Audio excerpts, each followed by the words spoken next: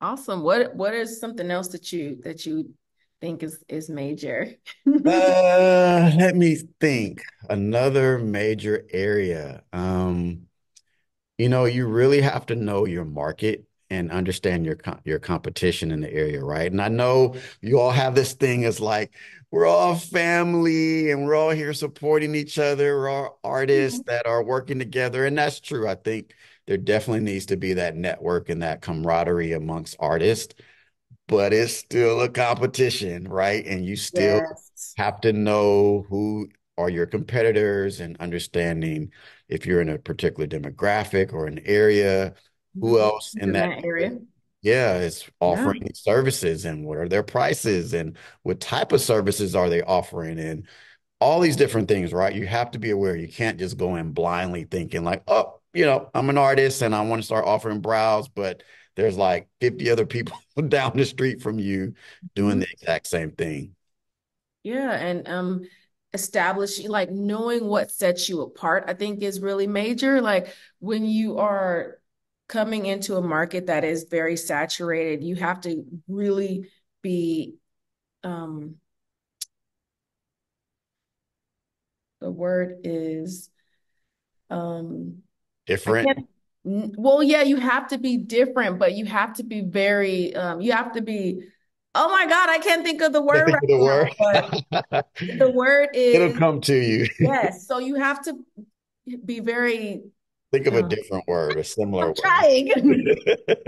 But the point is, what I was trying to say was you have to be very specific about your intentions, essentially. Like, you know that this is who I am, Yeah, and you really have to try to carve out that lane yeah, and really work and focus in that realm. So, like, if one day you're changing your logo all the time, or you're changing your tagline all the time, or your decor is changing all the time, or one day you're really talking about powder brows and the next day you're really talking about how you're the best at lip blush and then liner, and just like you're all over the place because you may see on these social sites these people who are doing really well and you want to pattern yourself after them, which is nice, or take a part of what they're doing and bring it over to your business because you see it's working for them.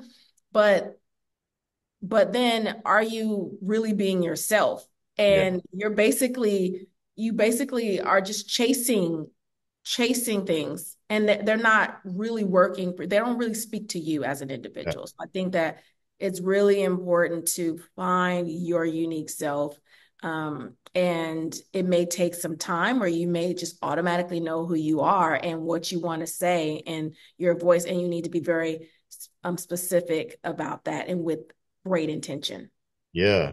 No, absolutely. I mean, I think you're spot on in that you don't want to be a trend chaser because Oh my God, yes. yeah, I mean, it's good to get in on trends, but it's like, trends come and go, and then you've like lost yourself, and people don't like, as to your point, you have no identity, you have no real Yeah. identity. Your identity is the trend, and the trend, is the flavor of the month, and the month change from month to month, and then Right.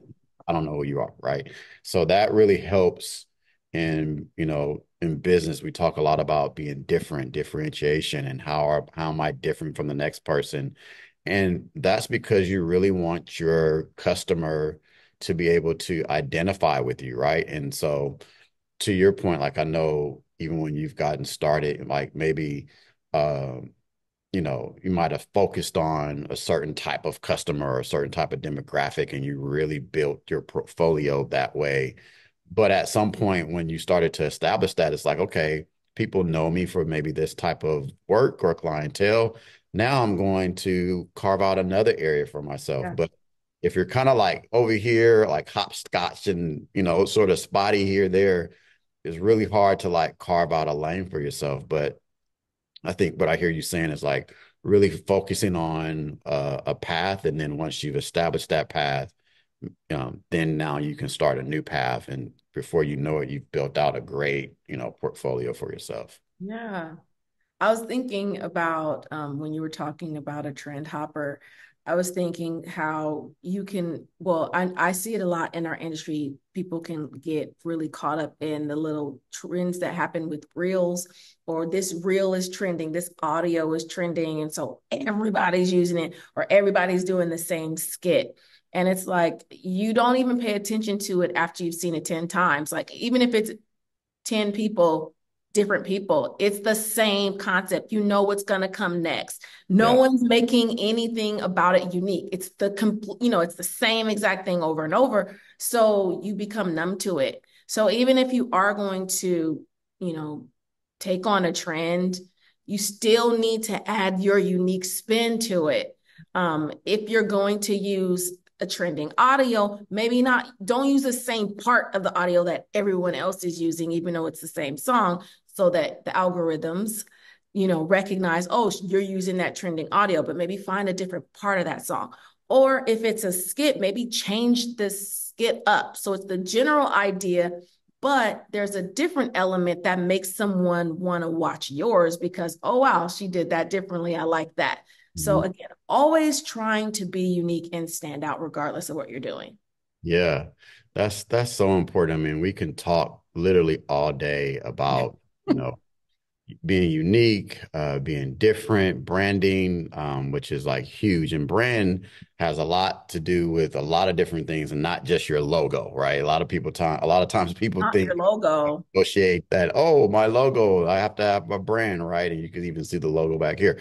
But that's not it. I mean, now people can start associating you when they see your logo, but Yeah. what are they associating with, right? Are they associating you with like great customer service, great experiences, great Right. outcomes of the service that they Yeah. receive? Are their brows looking like, oh my God, where did you get your brows done? That's the most amazing results I've ever seen. Are they telling people about your work? Or is it like, oh my God, where did you get your brows done? Right. Right. What did they do to you? Right. Right. So like your brand has a lot to do with like your operation. How long did you have to make your customers wait before they saw you? Did they wait 30 minutes and their appointment was like, you know, 30 or 45 minutes ago? All these different things, like how easy is it for them to book with you online or what type, again, as I mentioned, what type of experiences are you giving them? So all that has to do with your brand. Yeah. As they start to see your logo or maybe hear your name, then that sort of is like the icing on the cake. But when you Right. think about your brand, you have to think about holistically in your whole operation, what experiences are you giving people? Exactly. No, I totally agree with that. It's so much more than just a logo and fonts Yeah, and colors. It is your business. It's everything that your business says. And your business is not your font. yeah, It's not your color scheme. yeah, So everything from the like you were saying, from the way they look to how they're greeted, what you provide them when they get there. Do you give them water or some type of beverage? Do they come in and there's dogs all over the all over the place? Or, is it very tranquil? People that walk through our doors, they often say, it feels so peaceful. It feels like, I've heard people say heaven because everything's white. It's so bright. There's so much light. I'm more than one person, Jamar, has said it feels like, oh my God, this is what heaven feels like. It's so like, I feel like I'm floating on a cloud and I'm okay with it. Like even the yeah, people who did some construction here, they were like, oh, like I yeah, love it. It's ethereal. I love it. So, but how do you want what do you want people to walk into and how you want them to feel? And then what do you want them to walk away with? And those things are what they're going to share. They're not going to say, oh, I love her font. yeah, Her logo is just the best. They're going to talk about the experience that they had, the service that they received. So yeah. absolutely. Funny story. I want to see if you remember it, but I think it's like super relevant to what we're talking about with like experiences that we give customers and how that relates to your brand. Do you remember when we were in Miami and it was like pouring down raining and we were waiting for our Uber driver Of and, course. I and it was remember. like we waited and waited and waited and like the time kept going up and it kept going up and then finally the Uber driver arrives and there's like we're under like the hotel awning and there's a long line of cars. And then finally, like the Uber driver arrives and they're like, hello on the loudspeaker It from was their hilarious. car. And they're like, hello, Jamar and Maya, Jamar, Maya, where are you? Where are you? And the music goes all loud and it's like lights and like flashing lights on the side of the car. And it was like, oh my God, that's our Uber driver. That was our Uber driver. I had never, never, ever in the history of me taking Uber or Lyft, So, any such like, have experienced anything like that before. But that's differentiation, right? mhm. At its finest. I mean, and Yeah. the title of his business was Sexy Uber Driver. Sexy Uber Driver. And he had disco Yeah. lights in his car. It was like this SUV minivan or something to that effect. Yeah. And it was And literally like a party in there. there was a party in there. And he really catered to the Miami life. And the thing about when someone has creates that kind of experience for you, they also do things on the side. So they'll do the Uber, but then if you want them to be your private driver, they'll always do those kinds of things as well. So it's an easy way to build a relationship when you stand out that much. People are gonna want to patronize you again. They're like, where is the sexy Uber guy? Right.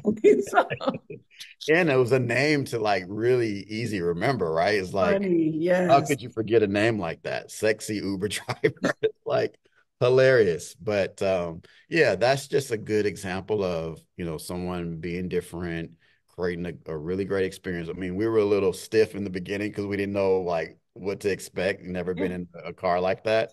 But after a while, I mean, it was like really great. He was a great, nice guy, gave us a lot of good tips on, things to visit and do in Miami. So yeah, really, really cool.